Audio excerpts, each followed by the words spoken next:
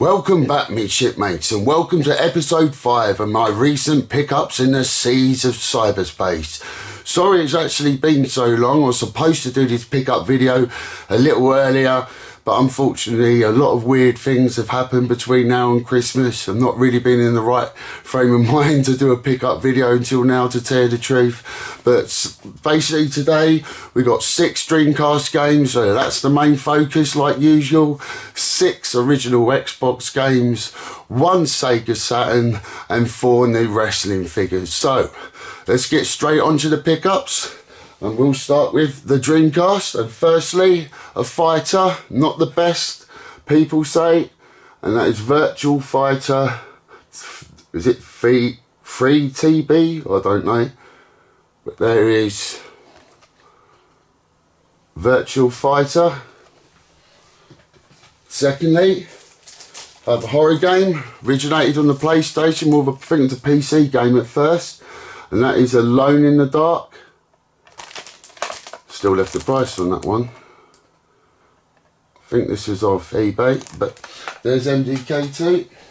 Next, we have a sort of a hack and slash game, and this character in this game actually reminds me of Ivanhoe. If anyone ever played that game on the Amiga, that it's not a side-scrolling slasher like Ivanhoe was on the Amiga, but it's the character looks similar, if you know what I mean. Secondly, and I don't think there's been another one in this series, I'm not too sure, but that is Space Looney Tunes Space Race. I haven't actually tried this yet, but graphically it looks great. That's Looney Tunes Space Race. Nextly, this third-person shooting action game originally came out on the PlayStation. This is the sequel out on the Dreamcast, and that is MDK2. As I was saying, most of this generation, Dreamcast, PlayStation 2, Xbox, I was off me nut.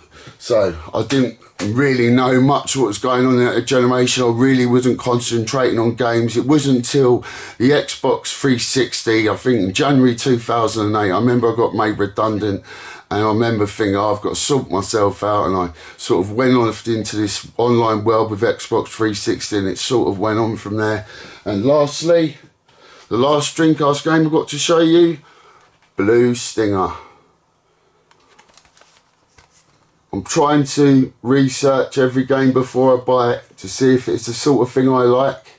But that's the Dreamcast games. And nextly, if I just get them for you, the original Xbox.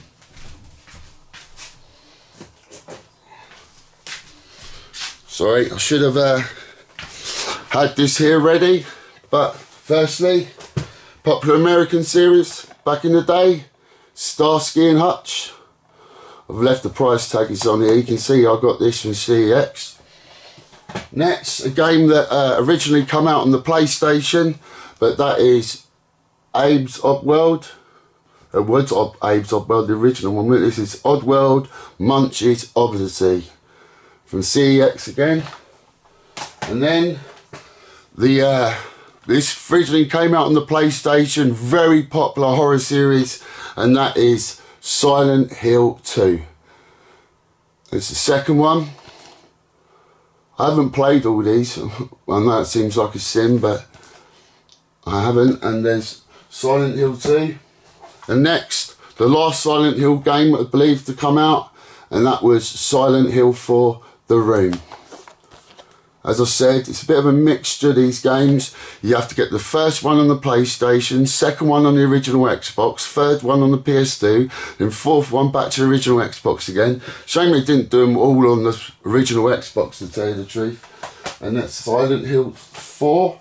And next, a game that started on the original Xbox, Pro Gotham Racing. As you can see, got it from CEX, only £1. And there's a Pro Gotham Racing. And lastly, we have here a game I've spoke about on my collection videos, my NES one. I hated the one on the NES. More acceptable to run on the Super Nintendo. And apart from the original arcade game, this is probably one of the better Dragon's Lair games, and it's Dragon's Lair 3D. This one's sort of made up for the mishaps before Dragon's Lair 3D, and I believe that is all the games. So what we're going to do now, we're going to get onto the wrestling figures. And to start with, this is probably the best British Bulldog figure I've ever seen. And let's show it to you. Look at that. That flag is actually part of his outfit. I think you might be able to take it off. I'll find out when I get it out of the box and put it on figure stands and put it on display. These figures look great, don't they? British Bulldog.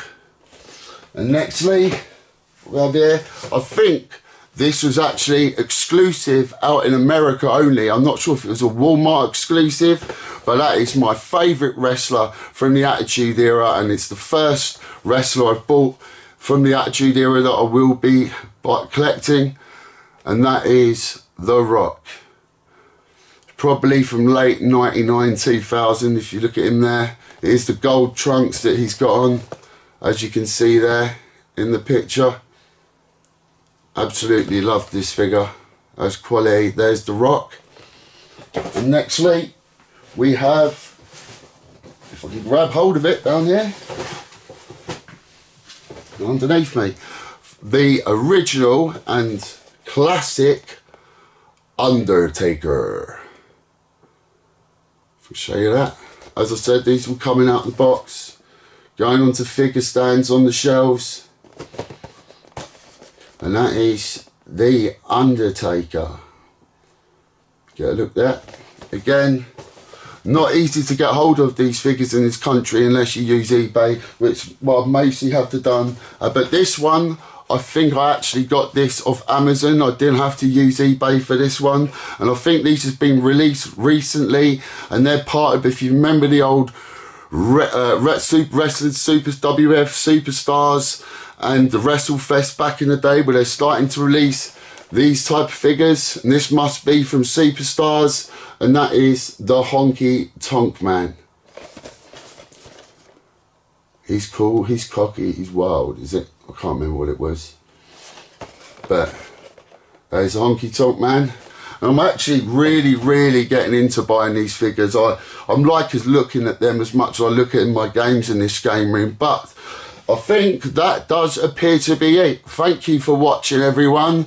I hope everyone had a great New Year and had a great Christmas, because this is the first time I've been on camera since Christmas, I think it was. But I hope everyone's doing well. I know there's Doncaster's gaming market at the end of February. I actually had a dream the other night that I went, but I don't know. It's travel getting up there. It's a lot. I'd have to go by train, and then the expenses.